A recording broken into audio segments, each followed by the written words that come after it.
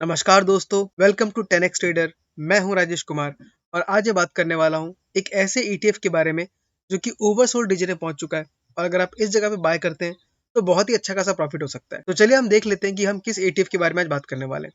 तो उस ईटीएफ का नाम है निप्पॉन इंडिया ईटीएफ हैंगसेंग 20।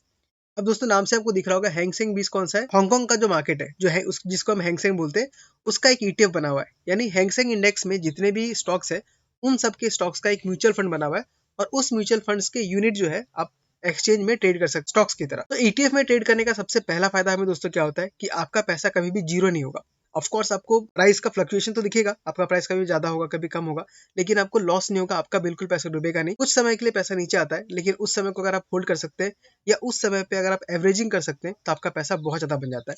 मैं एग्जांपल के तौर पे आपको दिखाता हूँ। यहाँ मैंने चार्ट खोल के रखा हुआ है हैंगसेंग 20 का। अब अगर आपने डीमेट अकाउंट में जाके चेक करेंगे तो आपको इस नाम से सर्च करने में उसका नाम मिल जाएगा। तो चार्ट में हम यहाँ पे आके देखते हैं, इसमें आपका पैसा डूबेगा कैसे नहीं। आपका पैसा कुछ समय के लिए फंस सकता है लेकिन जितना समय तक पैसा फंसे रहेगा उतना ही ज्यादा रिटर्न आपको ईटीएफ देगा। मान लीजिए आपने इस हाई पे बाय किया होता, ये आपका प्राइस चल रहा था इस टाइम पे 263, आपने इस हाई पे बाय किया, स्टॉक आपका नीचे आ गया, लेकिन आपको ध्यान रखना है कि जब जब आरएसआई नीचे आए 30 के आसपास आए आपको बाय करना है।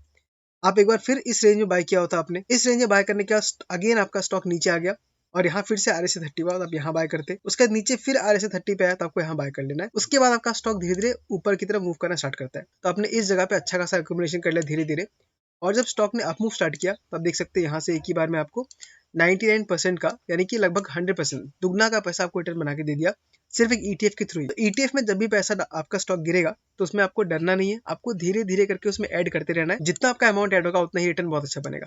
आप यहाँ फिर से देख सकते हैं, इस जगह मान लीजिए आपने हाई में खरीदा होता तो स्टॉक आपका नीचे आता, लेकिन जब भी आरएसए 30 होता आपको वहां बार बार खरीदना है। आप देख सकते हैं आपको इस एक बार खरीदने पे ही आपको लगभग यहाँ पे 60 डेज के अंदर आपको 10% का रिटर्न मिल जाता, जो कि पोजिशनल ट्रेड के लिए बहुत ही बढ़िया होता। फिर से देख सकते हैं, अगर आरएसआई यहाँ पे फिर से 30 के आसपास आया तो आपको कुछ भी नहीं करना। यहाँ पे आप देख सकते हैं आपने खरीदा लेकिन आपको प्रॉफिट ज्यादा नहीं आया, आपको 151 डेज के अंदर सिर्फ 12% का रिटर्न आया।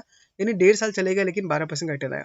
तो आपको सिंपली लॉजिक वही फॉलो करना है, जब जब 30 पे आरएसआई बाय कीजिए। तो वैसे अगर मैं मान के देखूं तो 151 डेज के अंदर भी 12% बहुत ही बढ़िया रिटर्न है, खराब नहीं है अगर आप कंपेयर करेंगे बैंक के साथ। अगेन आप देख सकते हैं आरएसआई यहाँ पे 30 पे आया, आप यहाँ बाय करते तो यहाँ से अगेन आपको रिटर्न लगभग 30% का मिल जाता अगले 178 डेज के अंदर। तो इस जगह में भले आपको 150 डेज के अंदर सिर्फ 10% का मिला, लेकिन अगले अगर आप और एक साल रुक जाते तो आपको पूरा मिला के लगभग 20 से 30% का रिटर्न मिल सकता था पूरे साल के अंदर, जो कि बहुत ही अच्छा रिटर्न मानता हूँ। तो उसी बेसिस आप देख सकते हैं ये स्टॉक जब भी नीचे आता है आप उसको बाय कीजिए, डाउन ट्रेंड में होने के बाद ये बाय कीजिए, जब आपको मूवमेंट आएगा तो बहुत अच्छा खासा मिल जाएगा। अब एक बार यहाँ पे देख लेते हैं, यहाँ मान लीजिए आपने 30 पे से बाय किया, यहाँ पे नीचे था लेकिन स्टॉक ऊपर नहीं गया और नीचे आ गया, वापस यहाँ पे ऐसे 30 हुआ, आप यहाँ पे और बाय कर रहे हैं। जब जब आर एस 30 हो रहा है आप धीरे धीरे करके बाय करते जा रहे हैं। यहाँ पे अगेन आप बाय करेंगे और यहाँ पे बहुत बड़ा क्रैश आया और स्टॉक आपको इस जगह पे और एक्यूमुलेट करने का मौका मिला। अब देख सकते हैं पूरा एक साल आपने इस प्रॉफिट बुकिंग नहीं किया, आपने धीरे धीरे करके यहाँ पे एक्यूमुलेशन किया, लेकिन जब आपको रिटर्न मिला तो आप देख सकते हैं आपको रिटर्न सिर्फ 88 डेज के अंदर, यानी आपने एक साल तो इन्वेस्टमेंट में लगा दिया,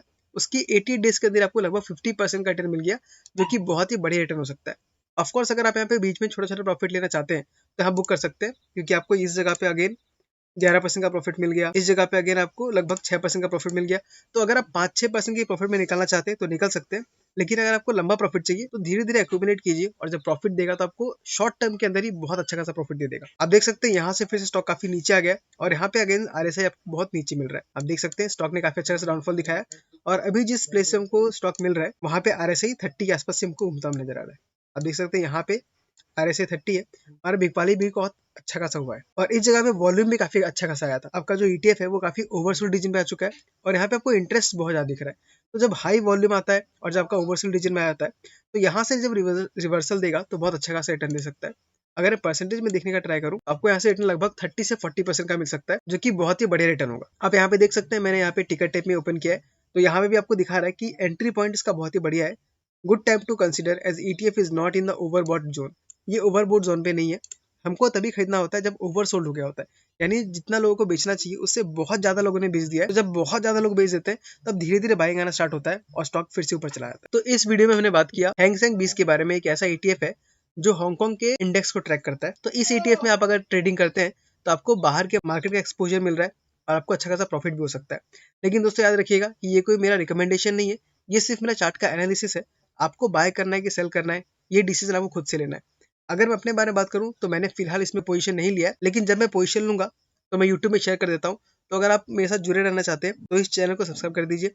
अगर आपको ये वीडियो अच्छा लगा तो इस वीडियो को लाइक कर दीजिए, क्योंकि ऐसे वीडियोस में टाइम लेके आते रहता हूँ। ठीक है दोस्तों, आज की वीडियो में बस इतना ही। मिलते हैं अगले वीडियो में किसी अगले स्टॉक के साथ। तब तक के लिए tata, bye bye, take care.